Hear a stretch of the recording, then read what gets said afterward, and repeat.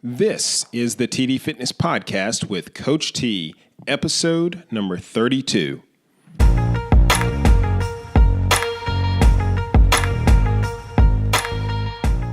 Welcome to the TD Fitness Podcast, giving you ways to live a healthy lifestyle without giving up the things that make life worth living. And now your host, certified health coach and personal trainer, Coach T. Hey guys, welcome back to the TD Fitness Podcast. This is episode number 32, and in this episode, we are discussing lower back pain. You know, the podcast topics that I choose from week to week come from a number of different inspirations, if you will. A lot of them come from requests that you all may have and ask me to research and talk about. Some come from what I would call just hot topics on the health and fitness circuit, things that are in the news that I feel like I can clarify or present some information on. A lot of the topics come from what I will call my never-ending list of things that I feel like everyone deserves to know about how to live healthy. And some come from personal experiences, my own trials, my successes, my failures, and some of my pain point. And I will tell you that this particular topic stems from a pain point, from my lower back pain. And as I considered talking about this topic, I found that back pain is actually one of the most common reasons why people go to the doctor. It's one of the most common reasons why they miss work, and it's a leading cause of disability worldwide. And I also learned that lower back pain actually has a name besides lower back pain. It's called lumbago. It's from the Latin root lumbus. You've heard the word lumbar, lumbar spine, lumbar support. All of that deals with the lower spine area. So as I started digging into the research on this particular topic, I ran across a few things that I thought I knew, but actually was pretty misinformed on. Some of the myths, if you will, associated with lower back pain. You know, recently I got a sports massage. I try to do that about every 5 weeks, every month or so, particularly when I'm in the training period for one of my races. So I'm training for another triathlon later this year, and I try to stay ahead of the just the muscle therapy, if you will, by getting a massage every now and then. And when you go to get a massage, the masseuse will typically ask you, hey, are you having any pain? Are there any areas that you'd like me to focus on? So, of course, I mentioned that I had some lower back pain. And she asked me, do you have tight hamstrings? Implying what she and I had both likely learned over the years, which is that tight hamstrings lead to lower back pain. So I answered yes, and yes, we continue to go back and forth in a good way, as health and fitness professionals like to do, to kind of show that we know what we're talking about, right? But I will tell you that when it came to this, neither one of us really knew what we were talking about, because in my research, I found two different sources that noted that tight hamstrings are less a cause of lower back pain and more of a result of it. So in one of the sources, I consider kind of the gospel when it comes to back pain, but I'll talk a little bit more about that later. So tight hamstrings may not necessarily cause lower back pain, but rather may actually be a result of it. It's a whole correlation and causation thing. It seems logical to think that tight hamstrings, when you consider the way the muscles are connected along the posterior chain, which are those muscles along the back side of your body, it seems logical to think that tight hamstrings could play a part in lower back pain. But in this case, at least according to my research, it turns out to maybe be the other way around. The second thing that I learned is, and I kind of knew this, but I didn't know the extent of it, and that is that it's assumed that lying down is good for back pain. I will tell you that while lying down does provide temporary relief, it's a far stretch to say that it's actually good for back pain. Does your back ever hurt when you sleep for a really long time, it may not be the mattress that's causing you pain, but rather the fact that you're laying down for so long. And what happens is, see, the discs in between each of our spinal bones, the vertebrae, contain protein. Those discs contain protein that absorb water, and that is what allows the discs to get nutrition. And when we lie down, those discs fill with fluid and gradually push the vertebrae away from one another. And it actually lengthens the spine. That's why you're taller when you wake up in the morning than you are throughout the day. So that's also one of the reasons our backs are often stiff in the morning. It's because those discs are so full of fluid. So when we get up and stand vertical, the water leaves the discs and we're back to a normal length spine. So staying in bed for more than about 8 hours or so causes the spine to continue to swell and can cause back pain.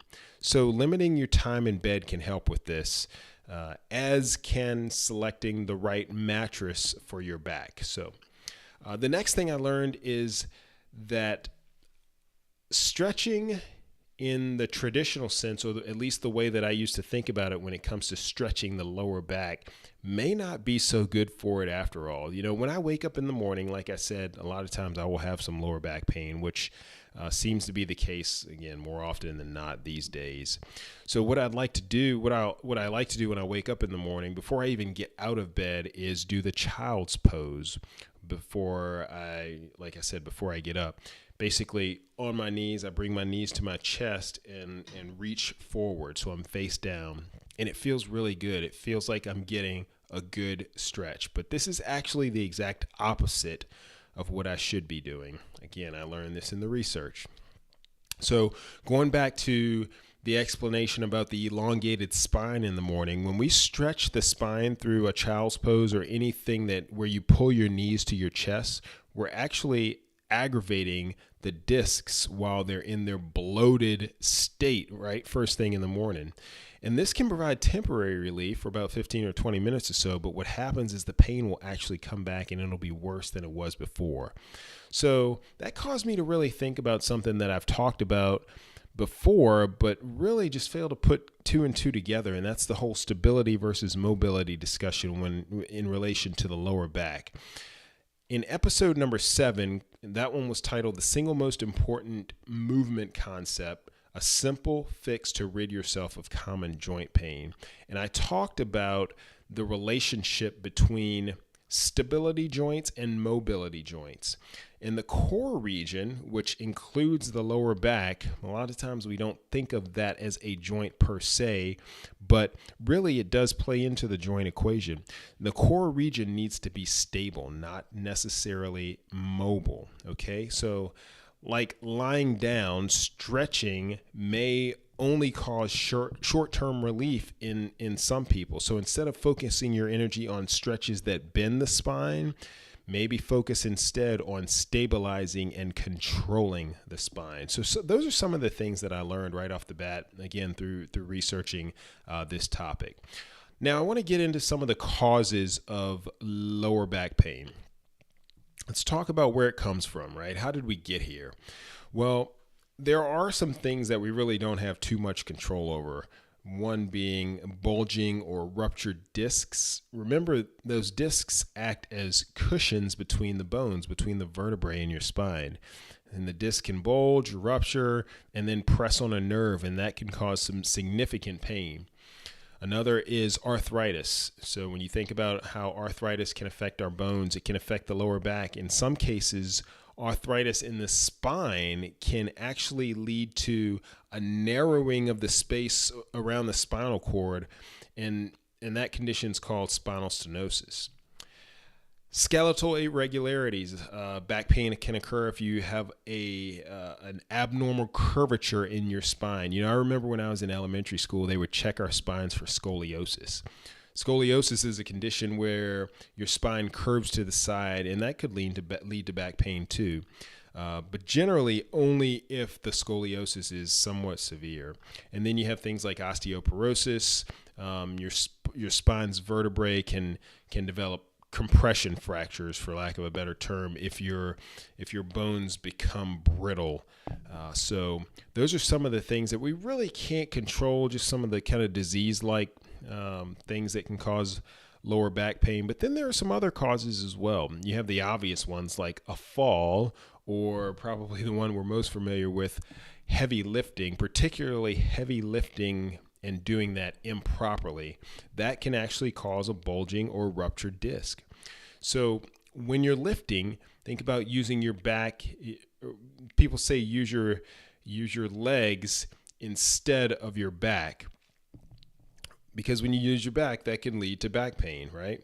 Well, I will tell you that using your legs to lift and not your back, that really only applies to heavier items. For example, it doesn't make sense to do a full squat to bend down to pick up a golf ball, right? So be smart about that. But generally speaking, when you're lifting heavier objects, you do want to engage the glute muscles, the quads, bend down and keep a solid posture, and then push up through the balls of your feet, or through the heels of your feet, Some of the less thought of actions too that came to mind as I was putting together the show notes for this episode. I have been wearing a backpack to work, which is not really anything new, but I have a lot farther walk between from the car to the metro, and then from the metro to where I actually work. And having a heavy, improperly fitting backpack can cause lower back pain. The same thing with a book bag, for example, that's always slung over one side. That can cause some asymmetry, some symmetry errors in your posture, and that can lead to back pain as well. So it's some of those things that we don't think about too often that we may do every day that could contribute to some of the pain that we have in our lower back. And then this is a big one for me, sitting for a majority of the day. This is definitely a contributor to my back pain. You know, you've heard me talk about the stand-up work desk. I have one at home. I'm using it right now. At my current job, though, I have not been able to get a stand-up workstation. So still working on that, but I really think that a big reason why my lower back pain has flared up is because I am sitting for a majority of the day. And I'll talk a little bit about how to mitigate that here in a bit. Also, a lack of movement and exercise. Again, I can legitimately say this applies to me over the past couple of months or so. Because I am seated for most of the day, I need to be diligent with getting up periodically, but I'm not. I forget. I get busy at work. And what happens when we don't get up at certain intervals throughout the day, when we stand up, we load the spine and activate the muscles that have not been activated, those muscles that get weaker when you're seated. Those same muscles need to be strong, they need to be developed, and they need to be able to provide stability to prevent things like lower back pain. In episode number 6, it was called Be Fit While You Sit, Tips for Staying Healthy with a Desk Job. I talked about this very same thing, so you can refer to that, and I'll put a link to it in the show notes as well.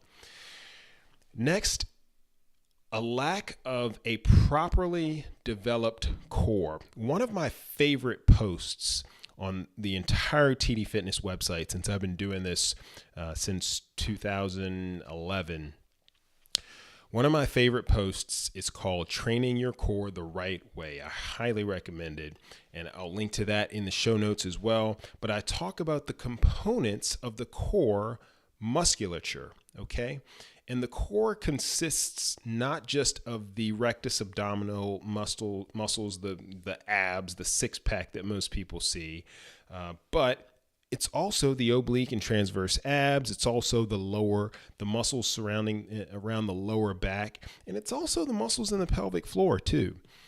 So sit-ups don't cut it, right? You have the obliques and transverse abs on the side, the lower back. The core muscles all work in concert with one another to provide stability when you're transferring force between your lower body and upper body, or vice versa. So in everything from a baseball swing to kicking a ball to push-ups to pull-ups to walking and running, that core has to engage as a unit, not just as a single set of muscles in the front, on the side, or in the back, but engage as a unit to provide that stability, that core stability throughout. Another cause for lower back pain, overtraining. You've heard it before, right? Too much of anything can be bad for you, right? And I think about things like weighted back extensions, or the prone Supermans where you're lying face down and you hyperextend the back. That can put the back in some very precarious positions, particularly, again, if it's weighted. So when you do back extensions with heavy weights or stiff leg deadlifts with a lot of weight, you really need to be careful about that and think about why you're training your core that way. Just as sit-ups alone aren't going to train your core, movement in the opposite direction isn't going to train it either. Again, going back to training your core the right way, that blog post I did a while back, I talk about some isometric exercises, things like planks, bridges. Those are the types of exercises that truly engage the core, and those are the things that most mimic the way we use our core in real life. Now, risk factors.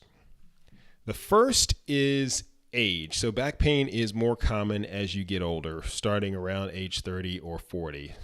There you go. That maybe that explains my problem right there, right? You know, my mom, before she passed, she suffered with back pain for a number of years, in her 70s and 80s, and it's something that is a reality, particularly for older adults.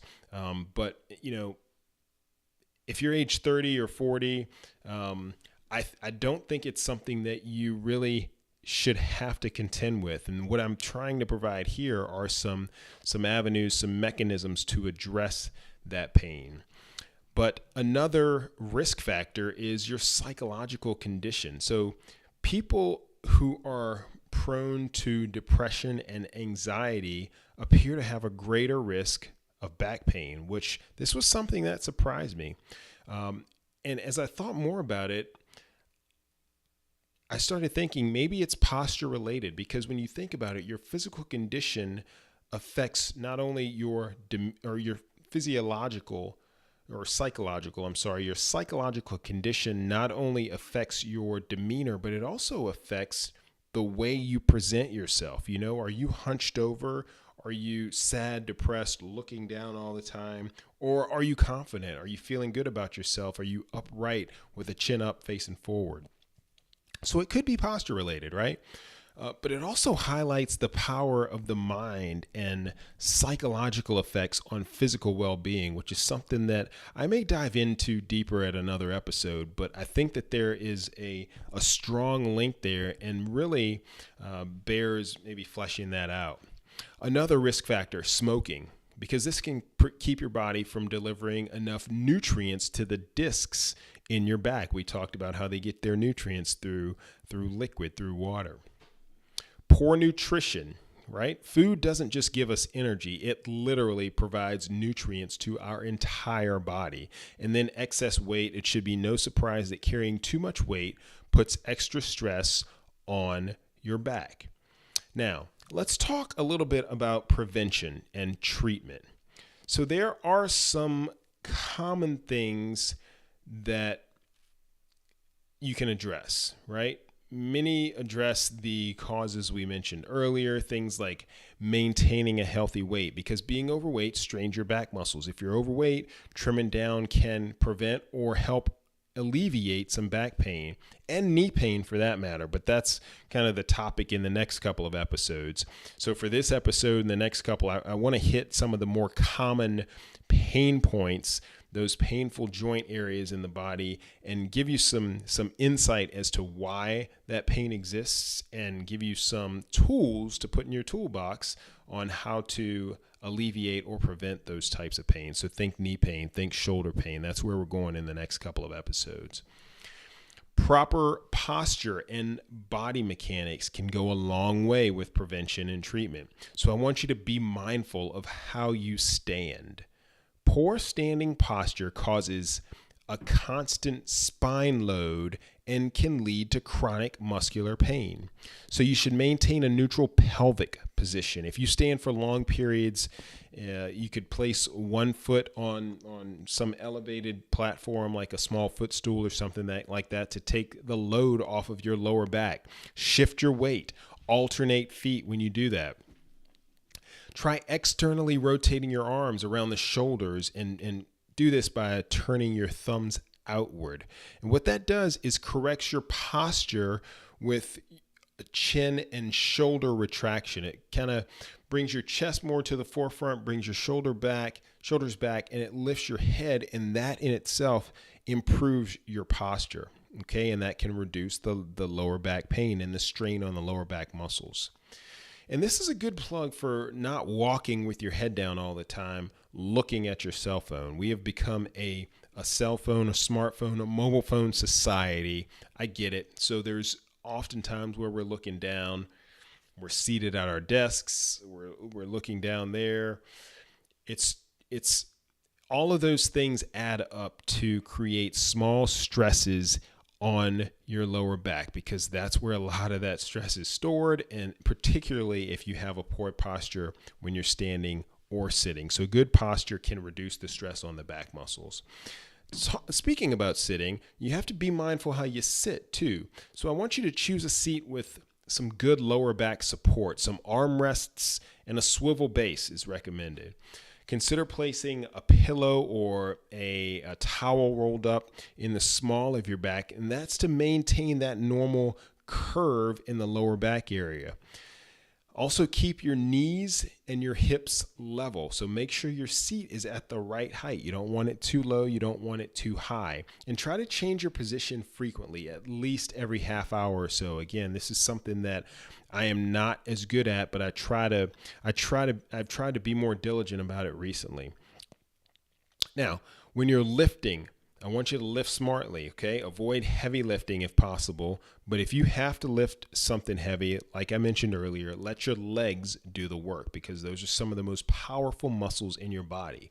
You want to keep your back straight. Don't twist while you lift, because that can place an asymmetric load on the lower back area. Bending should occur at the hips and the knees. That's why proper squatting technique is important, whether you're a weightlifter or not. And in order to perform a good squat, you need to have an adequate range of motion. So when lifting something heavy, try to hold the load close to your body to reduce the stress on the lower back. And if you have to, find a lifting partner if the object is heavy or awkwardly sized. Guys, this is for you and me, okay? It's okay to ask for help when lifting something heavy, right? Next, try to build muscle strength and flexibility. So abdominal and back muscle exercises that strengthen the entire core, again, help condition the muscles to work together. That's how they're meant to work in real life, in the activities of daily life. And as I said, flexibility in your hips and your upper legs aligns your pelvic bones to improve how your back feels. This is where a good physical therapist is really worth their weight in gold, because they can dig into the way that you move and help you improve in those areas. And I want you to stretch. It's not just important to feeling good after you exercise. No, stretching is part of a broader approach to have adequate mobility and flexibility that allow your body to move throughout the required ranges of motion without placing undue stress on any one part of your body. Okay? Exercise. So here we're talking regular, low impact aerobic activities, those that don't strain or jolt your back. That can increase strength and endurance in your back and allow your muscles to function better.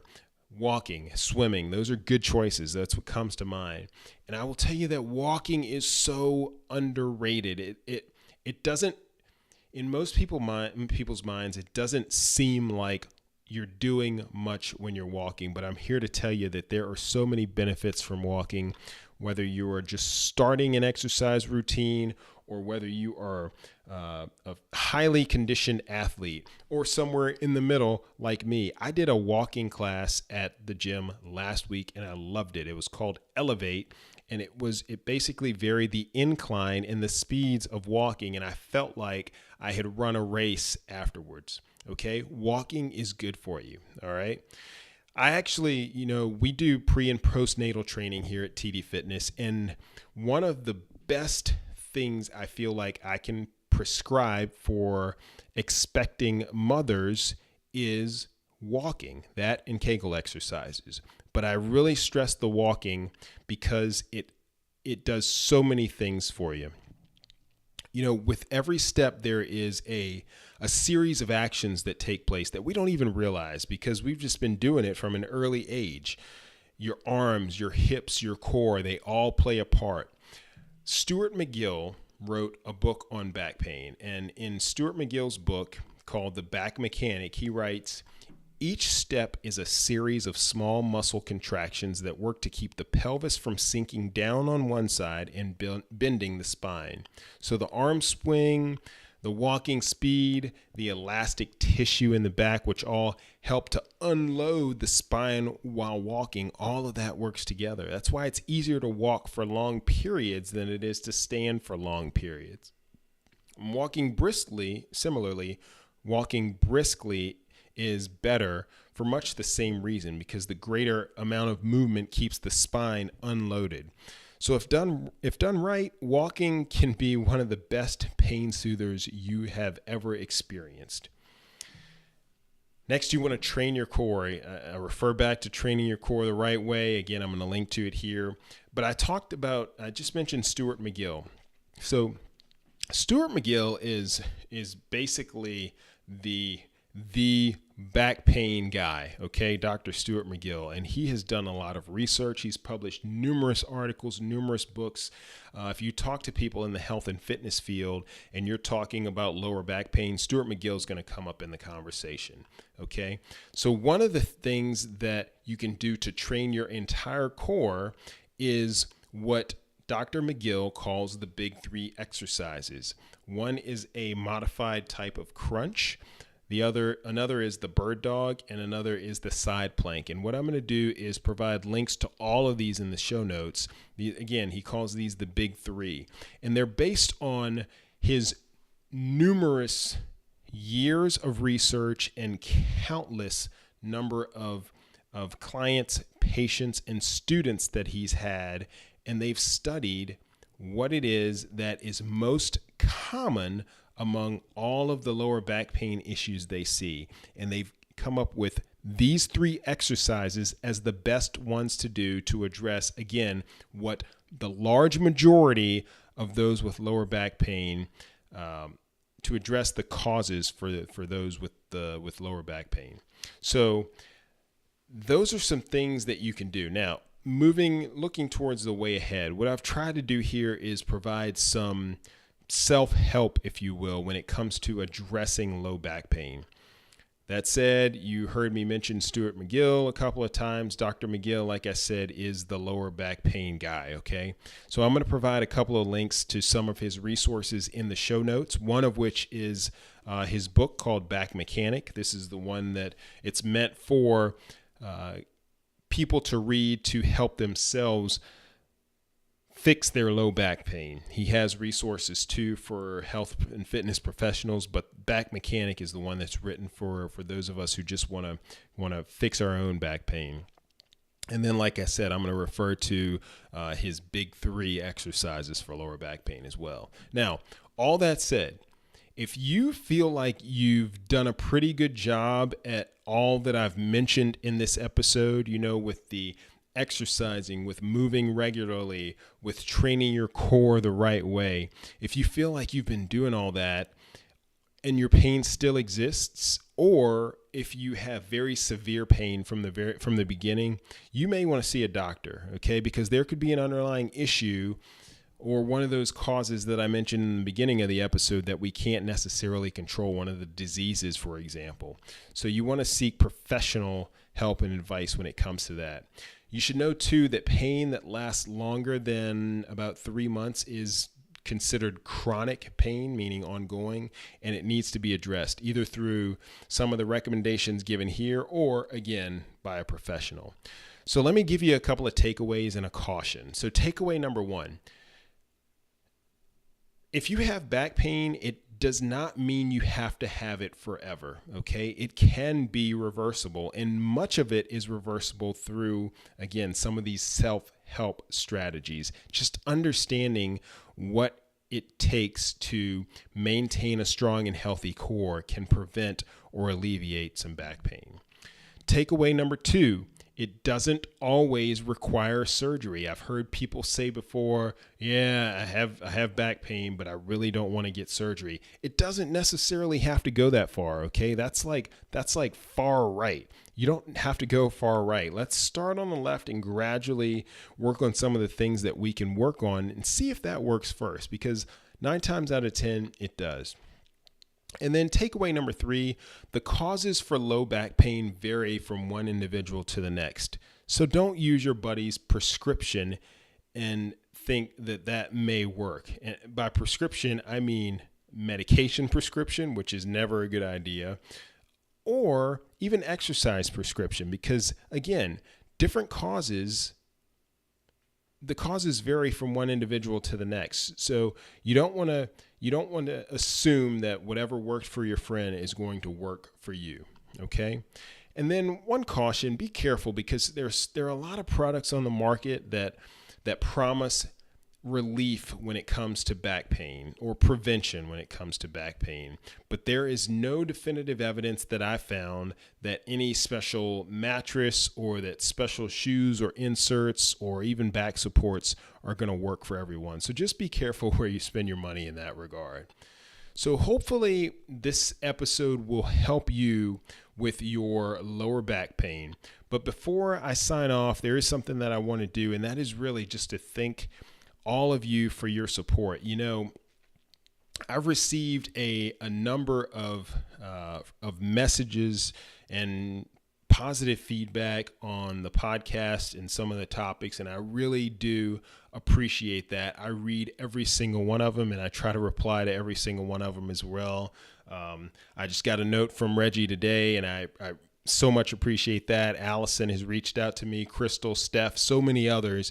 Thank you all so much for the positive feedback, because it really does help with the motivation and the desire to want to continue to provide you guys with some positive health and fitness advice, and hopefully it's helpful. So if you do have feedback, positive or negative, I welcome negative feedback too, because that helps me to improve and provide a better service to you all. All you have to do is reply to the email that I send out with the podcast or newsletter. So just hit reply. It comes directly to my inbox, and I love reading all of those.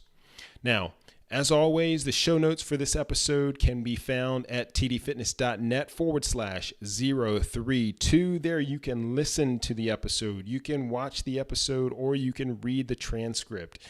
Also, this is important because I threw out a number of links in this episode. All of the links that I referenced here will be available on the show notes page. So again, guys, I want to thank you so much for tuning in. Have a blessed one. Coach T, out.